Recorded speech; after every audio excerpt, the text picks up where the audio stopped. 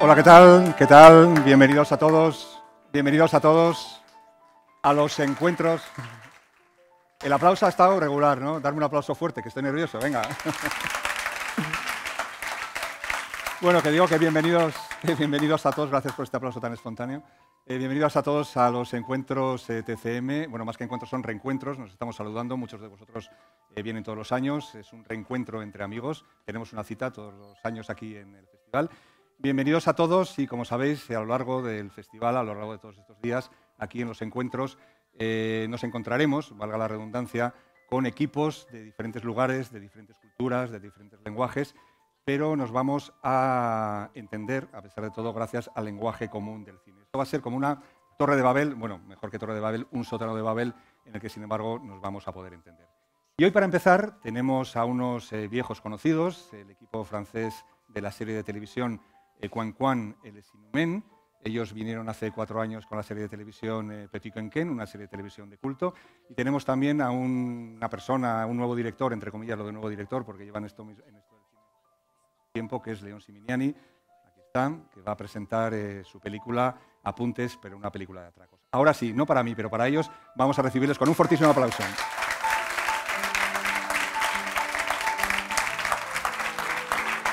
Bonjour, ¿está va bien? Bienvenue, bonjour. Buenos días, bienvenidos. Como decíamos al principio, es un reencuentro. Ellos son el equipo de la película Quan Quan et les Inhumains. Bueno, película no, es serie de televisión, pero es una película en realidad. Está casi de 4 horas, dividida en fragmentos, que son cada uno de ellos un episodio de televisión. Es la segunda temporada o la segunda parte de una serie que se presentó también en Zabaltegui, que era Petit Quenquén, y que se convirtió en una serie absolutamente de culto, una serie divertida, absurda, delirante. Ahora hablaremos de todo esto. Y nos acompaña el equipo, que nos acompañó en la primera temporada, que son el director, Bruno Dumont, los actores, Bernard Puyos y Philippe Joh, y el actor que no vino la primera vez, que interpreta a Quenquén, que es Alain Delay. A todos vosotros, muchísimas gracias por venir. Como decíamos al principio, ha pasado, creo que tengo algún problemilla con... Como decíamos al principio, ha pasado ya unos años desde la primera, creo que 4 años. Mi primera pregunta es para el señor Dumont. ¿Por qué ha decidido retomar? Sí, no se me oía, ¿no? Me estaba yo como esforzando mucho, ¿no? No sé si se me ha oído, pero bueno, repito la pregunta.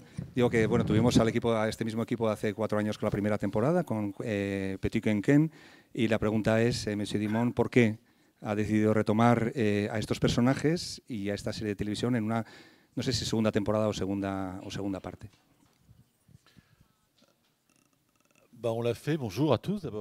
Buenos días a todos. Bueno, lo hicimos sobre todo porque nos divertimos mucho y teníamos muchas ganas de volver a vernos, y por eso, por el placer. Los actores que están enfrente de mí interpretan a una pareja de gendarmes muy peculiar. Ellos no son o no eran actores profesionales. Creo que no han tenido experiencia como actores después de aquella primera temporada. Me gustaría saber cómo ha sido esta segunda temporada, si ha sido más fácil a la hora de interpretarla o el reto era incluso mayor. No ha sido más fácil, ¿no? Yo diría que incluso más difícil, porque hemos hecho cosas que no hacemos nunca. Por ejemplo, nos llevaron al límite. En mi caso, por lo menos. Al final acabé en estados a veces lamentables.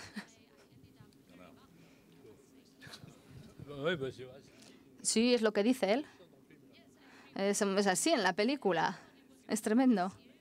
Al que hemos visto sin duda crecer ha sido el personaje de él. Me gustaría que nos contaras cómo ha sido la experiencia unos años después de interpretar al mismo personaje. En la primera temporada se descubría más un lado, por así decir, una cara, y en la segunda temporada se profundiza más. En la primera temporada la exigencia no era la misma que en la segunda.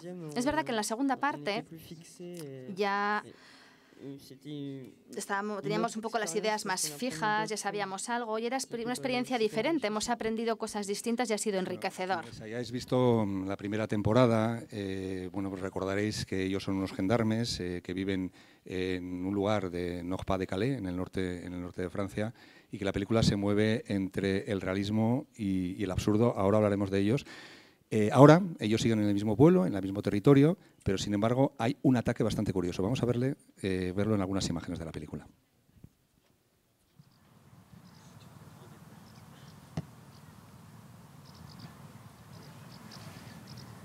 Tu te prends pour qui à me mater comme ça, toi? Bah, je te mate pas.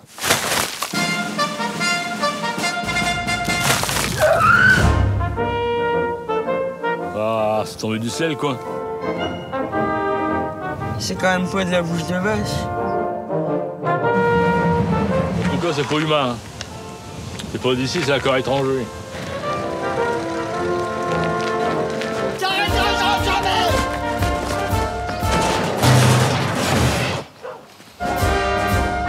C'est vivant. Ça est ça qui a pensé. Ça confirmerait la vie extraterrestre.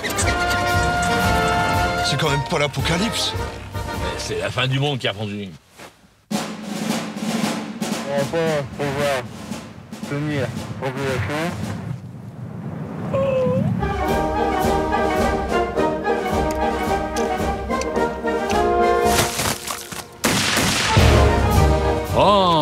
Oh, c'est des clones. Des clones, vous voulez dire, mon commandant? Ouais. Des clones parfaitement innotés qui a fondu. Oh Jésus, regardez-moi ça, comment c'est beau.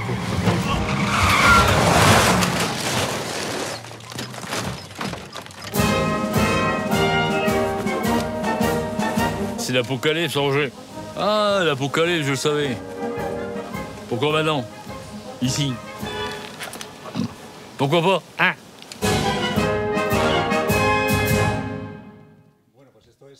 Esto es el apocalipsis. En este pueblo donde viven los protagonistas, de repente empiezan a caer una especie como de chapapote extraterrestre. ¿De dónde viene esta idea tan absurda que de alguna manera es el punto de partida de la película, Messi Dimon?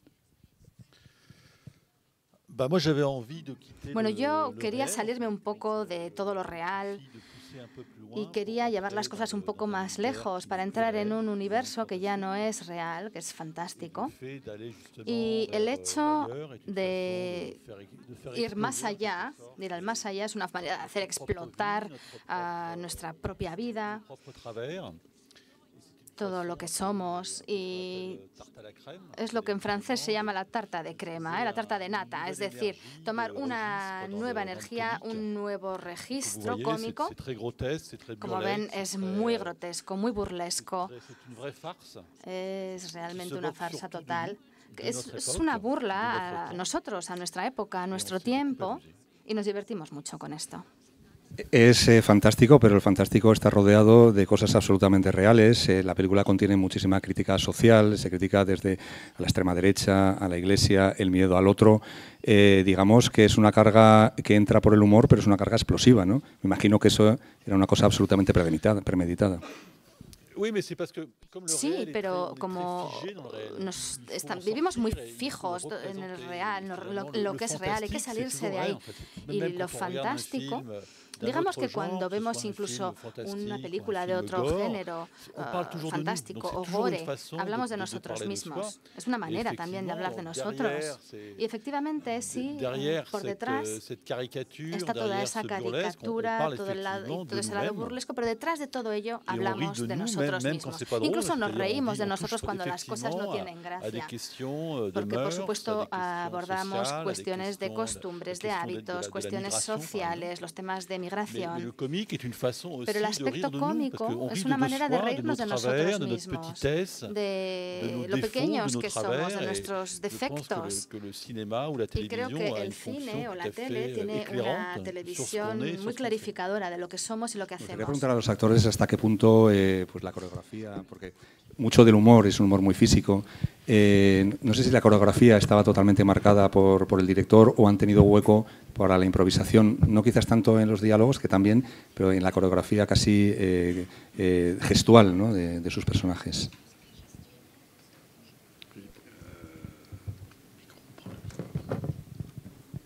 Oui, quand même, mais je veux dire, on est quand sí, même pero contrôlé, mais après, o sea, nos controlan, on fait en fonction de, pero luego nosotros funcionamos como queremos. sans que ça dérape. Enfin, sans que A ça veces dérape. derrapamos, ¿eh? O sea, bueno, si las cosas derrapan No, demasiado, entonces nos on est paran quand même los assez pies, libre de pero ce tenemos qu'on bastante fait, libertad mais en lo je que veux dire, hacemos. Il y a des limites. Donc, Hay límites de todas voilà, c'est maneras, tout, eso c'est- sí. Non, c'était bien. Ça sera à refaire. Pero estuvo Ça sera muy à bien. refaire. Je le ferai.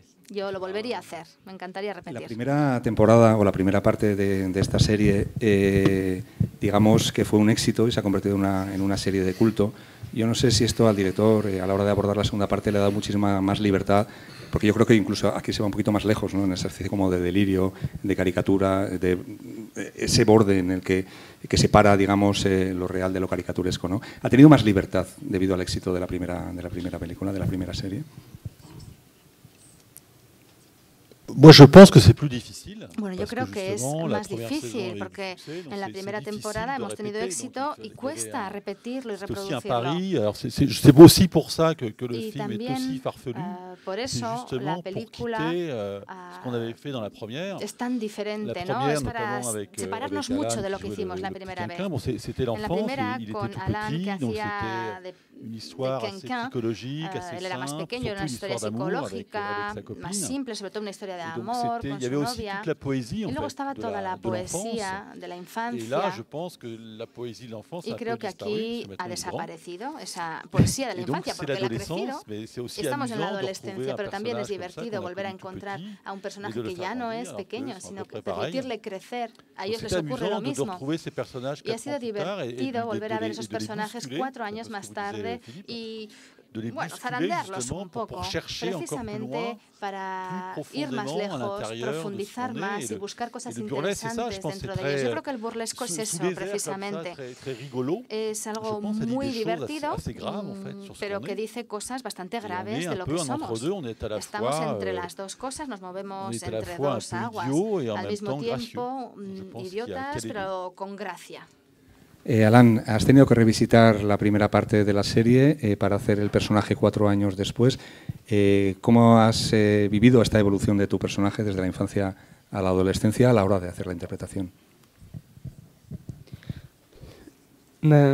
J'ai pas eu besoin de Bueno, vraiment no he tenido que retourner volver dans le petit Quinquin parce a que revisitar, por así decir, bah, el j'ai pequeño évolué Quinquin. entre la première saison et la He deuxième. evolucionado, sí, Donc c'est entre vrai las que dans dos la temporadas. deuxième, En la segunda je trouve que je suis quand même le même personnage, soy el mismo mais avec un personaje, tempérament assez básicamente, différent. pero con un temperamento bastante diferente. Toujours aussi à faire des conneries ou, Siempre sigue haciendo et tonterías. amuser un peu. y Mais es divertido, moins que dans la première saison parce que pero je pense menos qu'il que y a en la eu primera une temporada. rupture, Creo que hay et, una ruptura une évolution y una evolución. entre la première saison où Entre j'étais la vraiment primera petit, temporada, donde yo era comme disait realmente Bruno, pequeñito, y como decía Bruno, avec une histoire d'amour con una historia de concrète, amor tandis que dans la concreta. deuxième, Sin c'est embargo, un en la peu segunda plus, un peu parte, plus flou.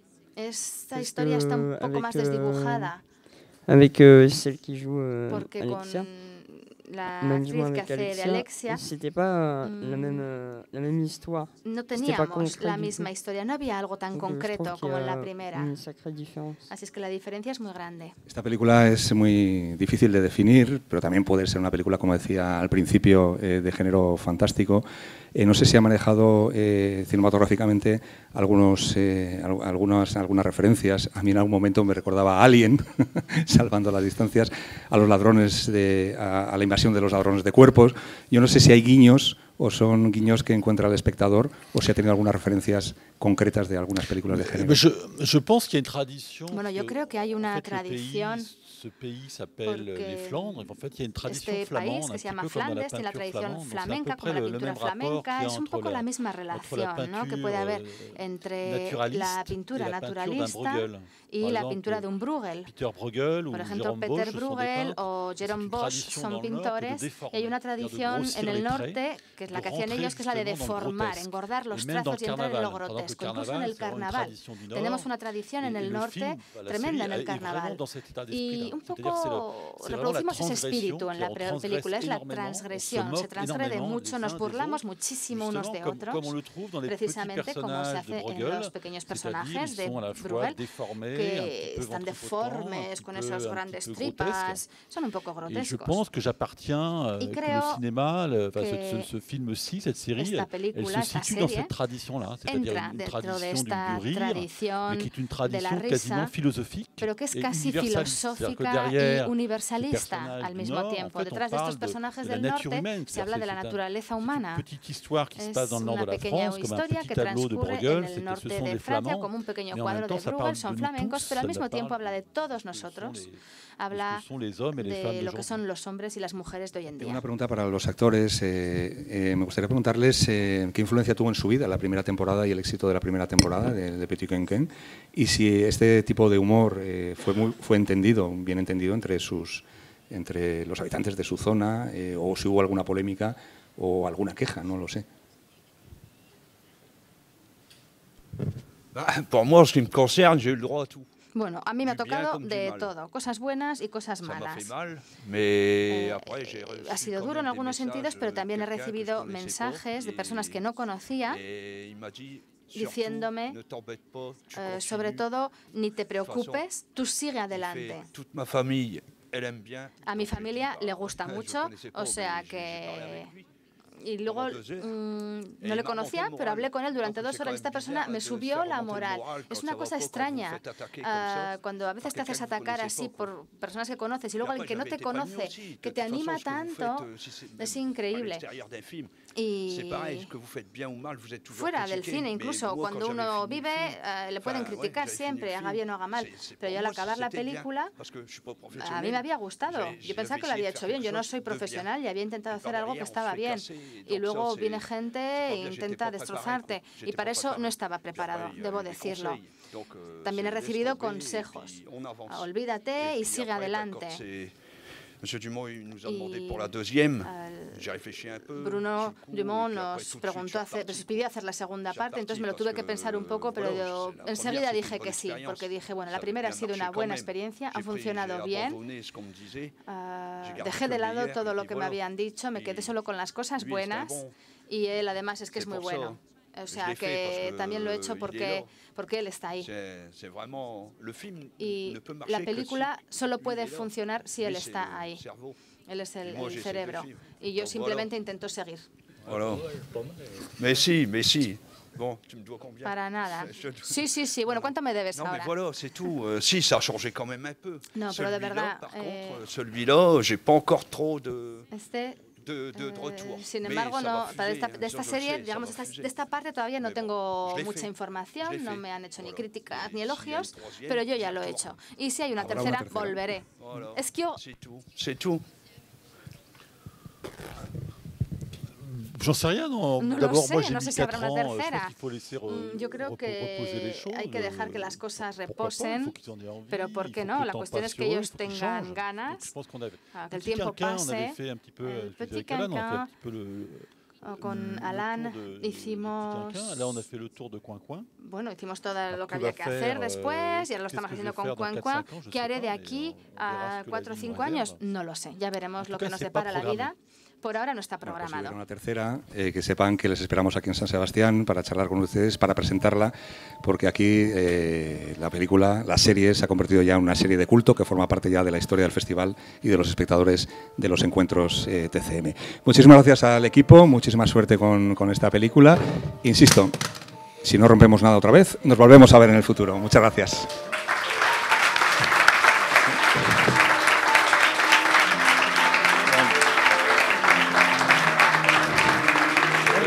¿Cómo estáis? ¿Qué tal? Bueno, pues nuestra siguiente película, que no funciona el micrófono os dejo este.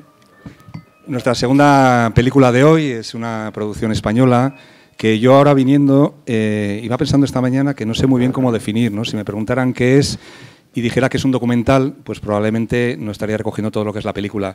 Si dijera que es un making of, pues tampoco es un making of. Y si dijera que es un apunte para un proyecto, pues tampoco sería real. Nos acompaña el director de Apuntes para una película de atracos, Elías León Siminiani, y la productora de esta misma película, María Zamora. Mi primera pregunta es, ¿qué es Apuntes para una película de atracos? Bueno. Sí, ay, perdón. Me quito esto. ¿Se oye? Sí. Pues es un poco todo esto junto.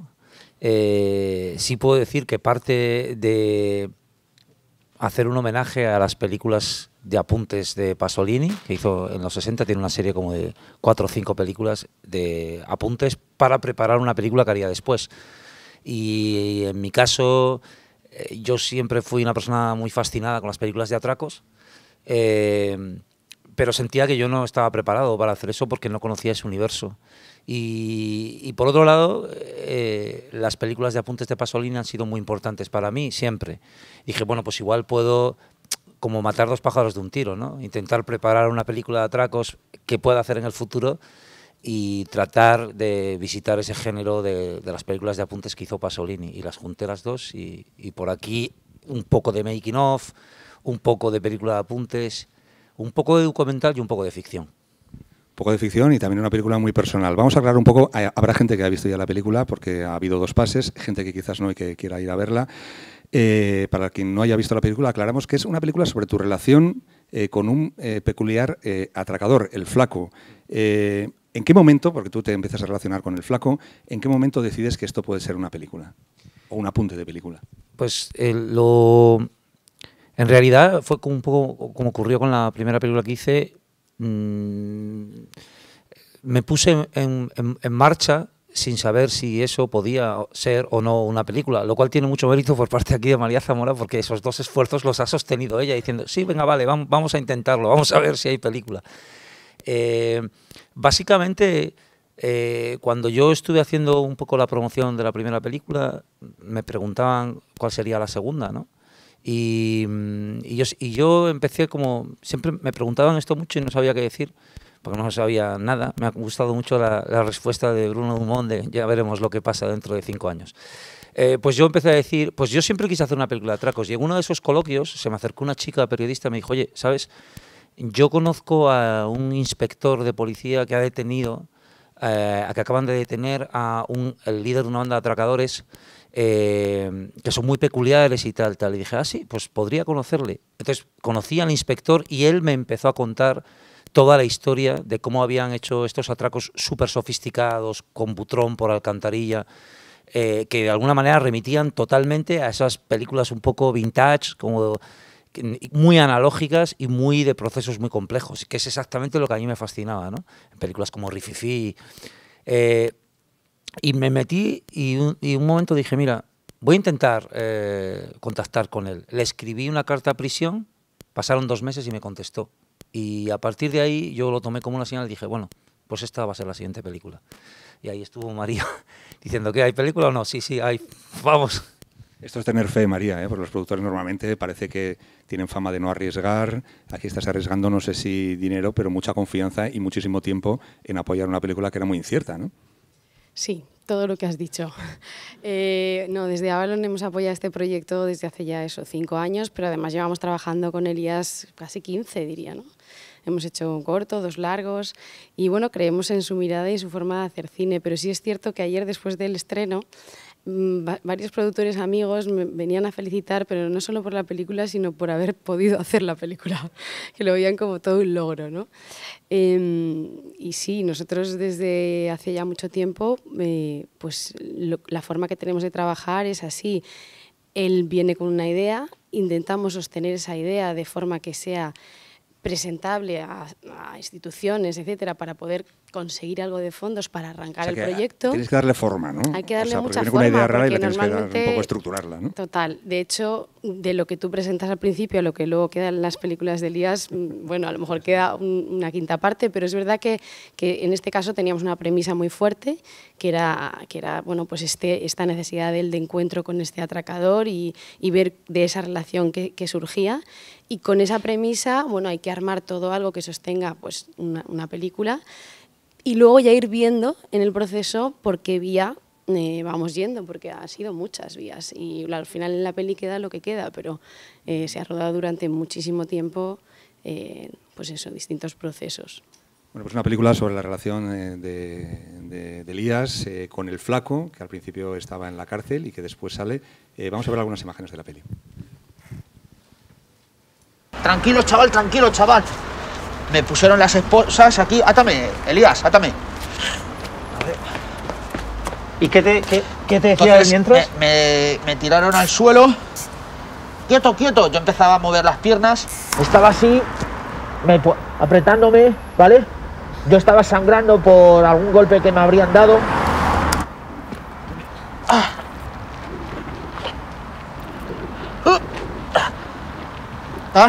Y me llevaron hacia el coche.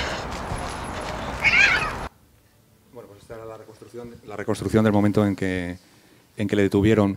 El flaco no ha podido venir. ¿Por qué? ¿Dónde está el flaco? ¿Va a participar en la promoción? ¿O cómo es tu relación ahora con el flaco después de haber rodado esta peli? Mi relación es minuto a minuto.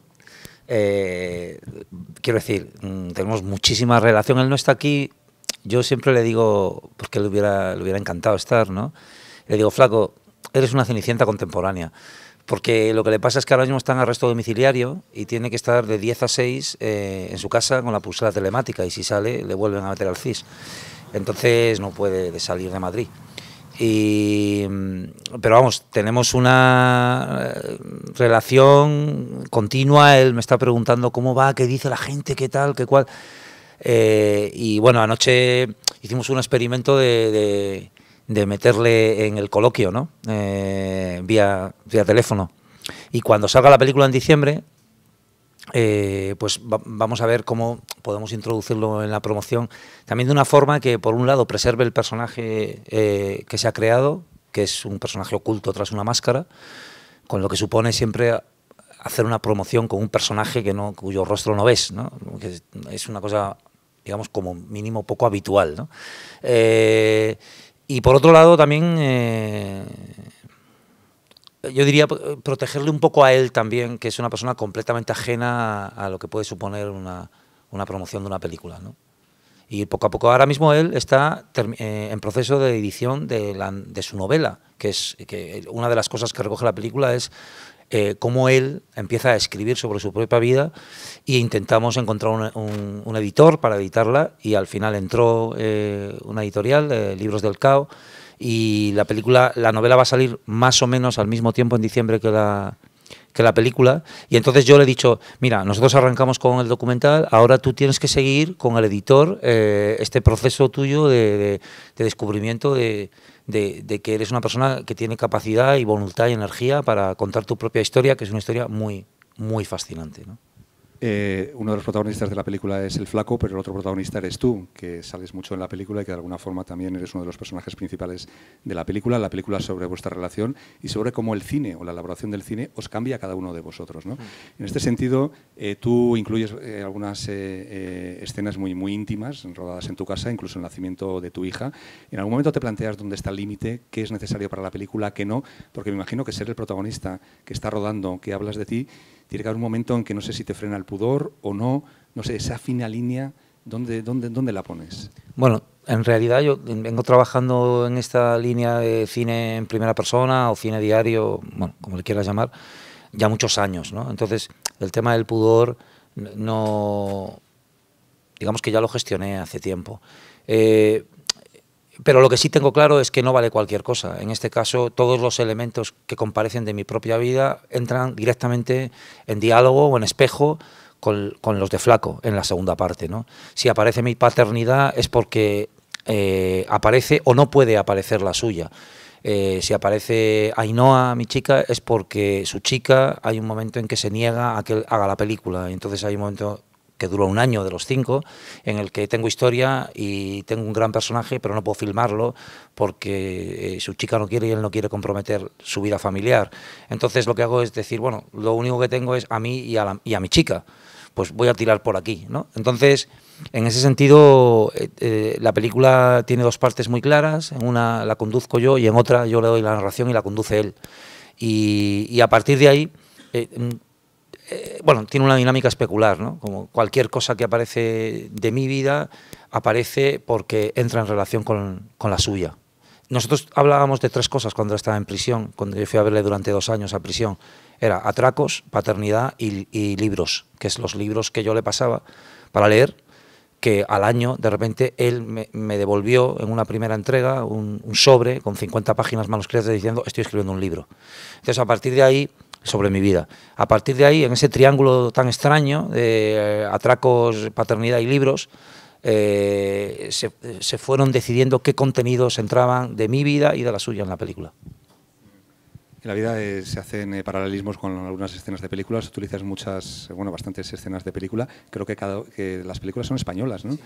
Algunas yo las conozco, pero la mayoría de ellas no. ¿Cómo fue el trabajo de selección de Cinefilia para apoyar la película? Pues básicamente ahí hubo como una cosa interesante, que es que yo me di cuenta que la imagen que yo tenía de fascinación de las películas de atracos, que tiene que ver con Hollywood o con el polar francés, con las, digamos, mejores películas del polar francés, encontró un paralelismo con, digamos, es como una imagen un poco mítica, ¿no?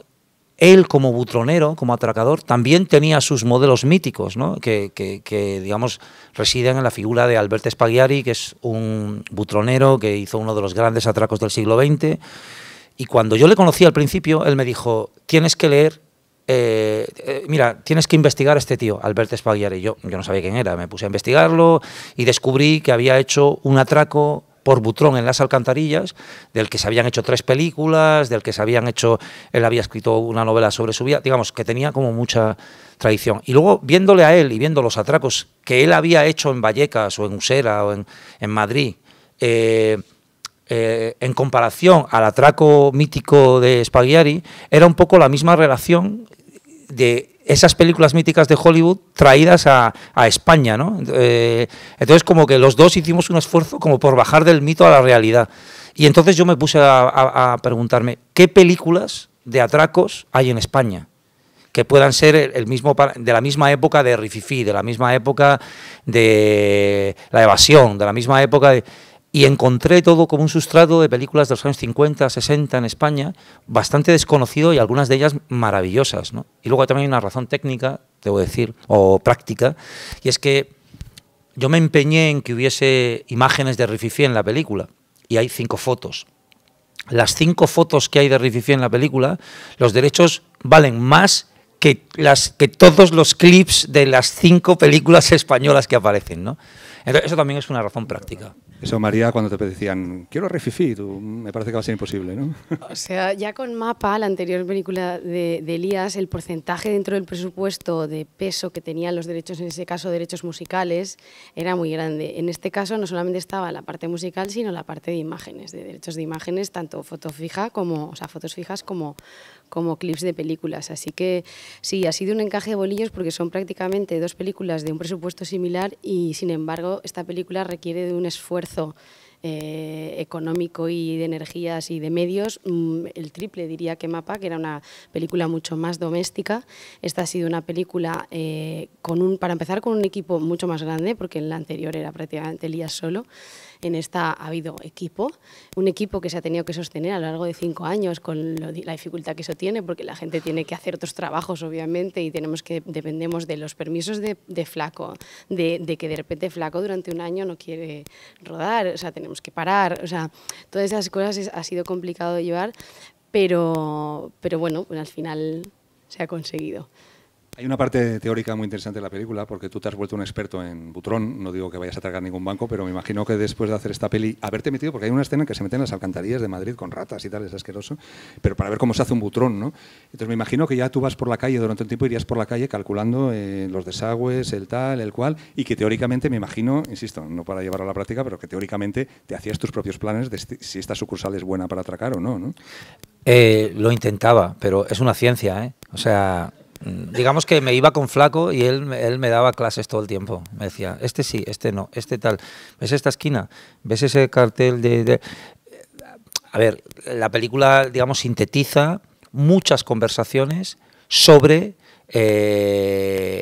digamos, todos los requisitos que habría que filmar en un proceso para filmar la ejecución de un atraco de Butrón por la alcantarilla con éxito, ¿no? Entonces en la película comparecen unos cuantos, pero hay muchos más, Es que es muy complejo, ¿sabes? Desde cómo taladrar un cimiento de hormigón con lanzas térmicas hasta cómo conseguir escaparte y salir por una tapa de alcantarilla sin que nadie te vea en la calle. Es complicado, ¿sabes? Entonces, y también no quise incluir más, también por seguridad de él, ¿no? Porque intuí, hablando con el inspector que lo detuvo y con él, que tenía que haber zonas de sombra en la película si no me quería meter en problemas legales. Bueno, esto es un apunte. ¿Habrá esa película de atracos en algún momento? Pues no lo sé. ¿Habrá?